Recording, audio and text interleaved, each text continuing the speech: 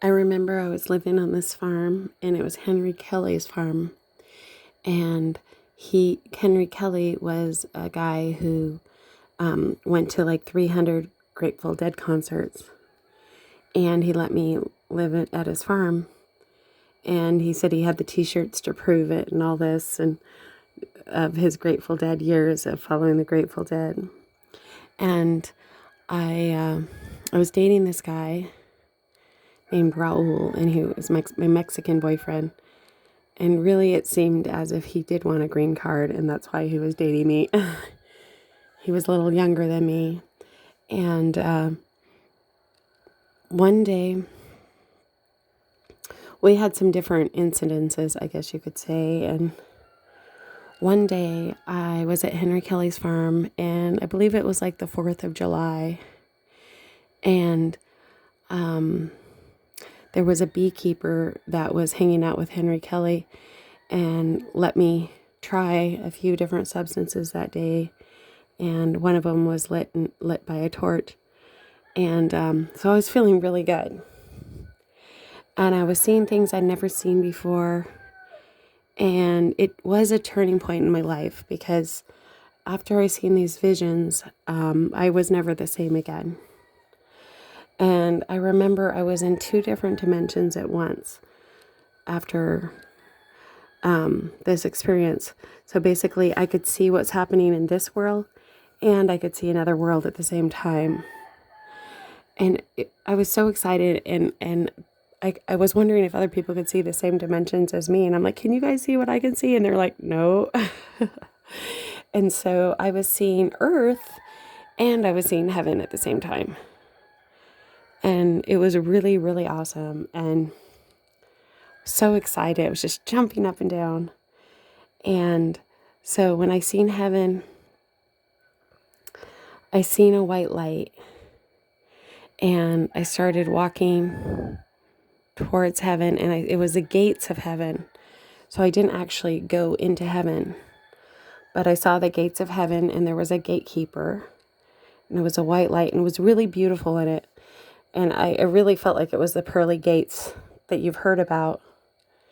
And so I'm looking into heaven, this white light, and I see Jesus on the throne. And then I see all the disciples.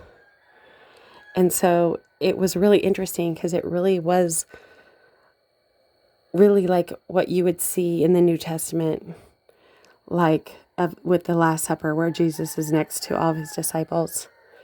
And so I looked in there, and I saw Jesus and all the disciples, and I looked in there, and I was able to talk to them in my dream, but it was like a vision is what it was. But it was also like a dream, but I was awake. And I said, can I come in? And they said, yes. And so I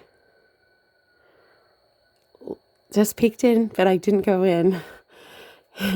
And so to me, it was, I got to see heaven, I got to experience heaven for the very first time.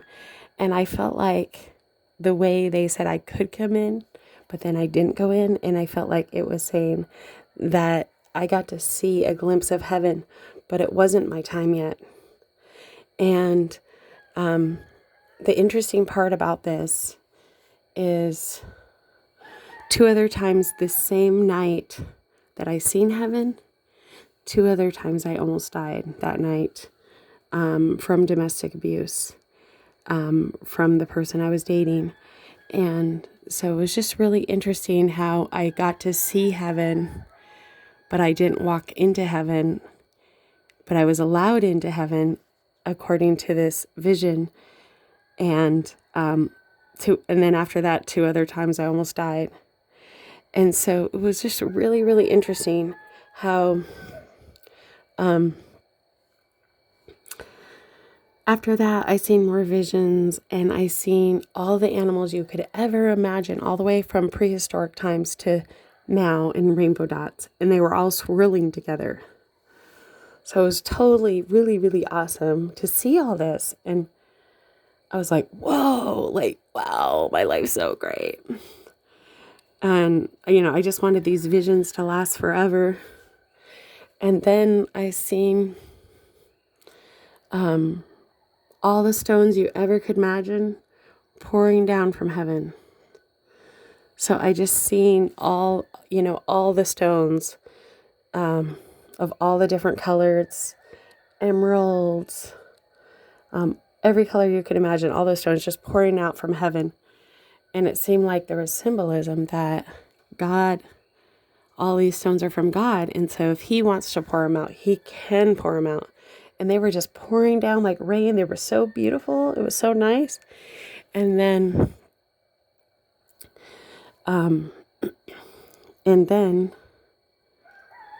I didn't want any of my material possessions because I was so blissed out and I felt like this reality was going to last forever.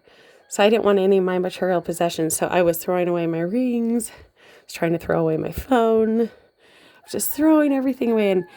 And they stopped me from throwing away my phone.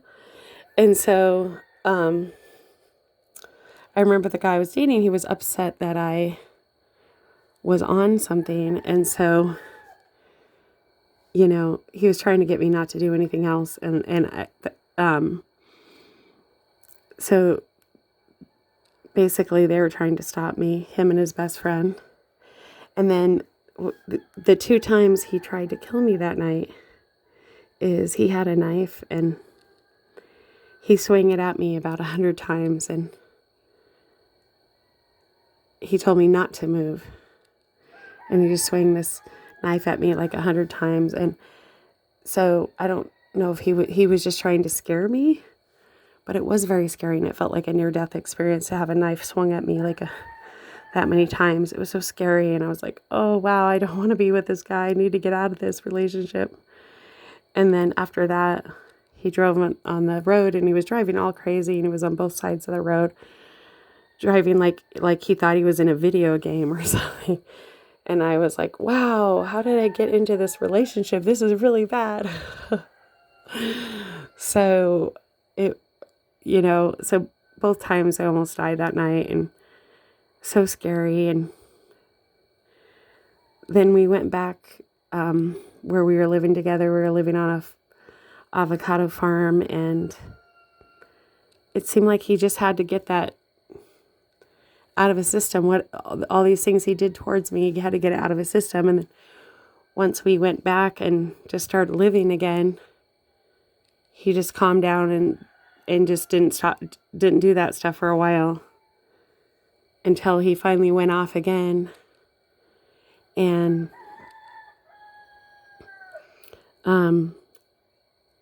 what happened was someone kissed me goodnight when I was leaving someone's house. We were at a party with him, and someone gave me a kiss. And it wasn't me giving that person a kiss. It was that person giving me a kiss.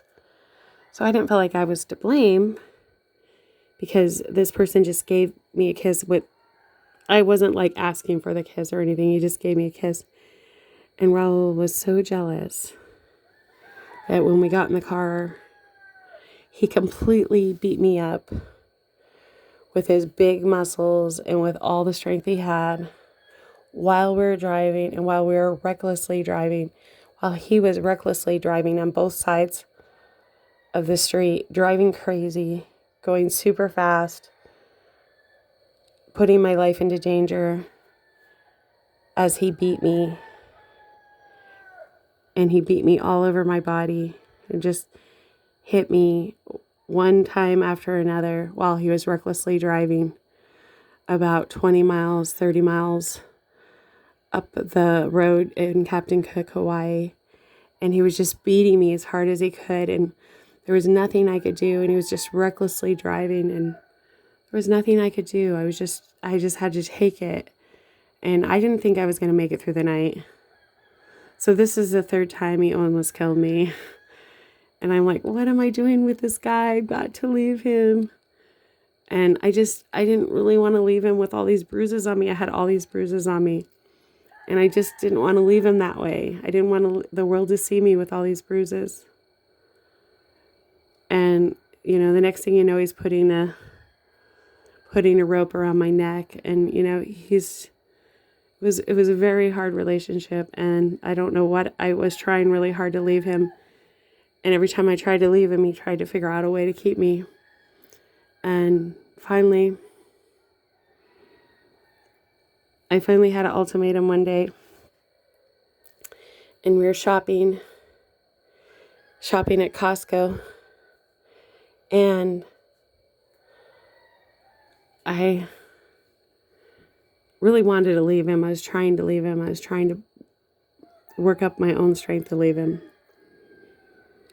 And that day he was bragging about how much money he had in his pocket, and he just got paid, and he had $500 in his pocket or something like that. And I said, "Can I get a pepper jack cheese?" I said, "I'm really hungry. Can I get a pepper jack cheese?" And he said no. So basically, I was his girlfriend. He had $500 with him, and he wouldn't buy me anything at the store.